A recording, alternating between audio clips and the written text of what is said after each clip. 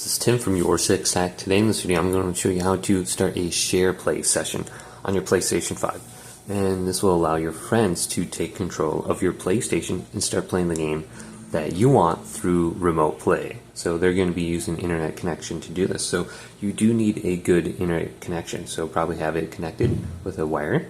Then press the PlayStation button. Then go on down to Game Base. And we need to start up a party with them and then invite them to it. So we can go down to Parties. Go to Start Party, open or closed. So I'm going to go to Start a Closed Party. Then you want to invite your friend to that specific party, and once they're in it, it's very easy from there. Now, you want to go up to the top here, and you have Start Share Screen.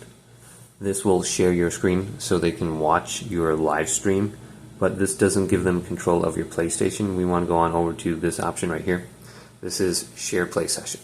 Since there's no one in my session, I can't start this up, but you just have to go to this section right here, and then you can choose the person to share play with, and they will take control of your PlayStation.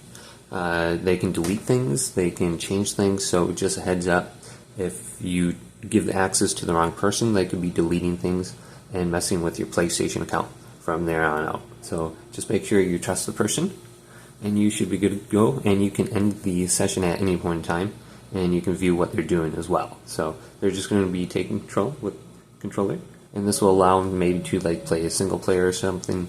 Like if you have a game on here that they don't have, they can play the game, and they're just using your PlayStation to do it. But you can end it at any point in time. But hopefully this video did indeed help you out. Did leave a big thumbs up, and subscribe to my channel down below for more tech videos coming up next on YourSixTech.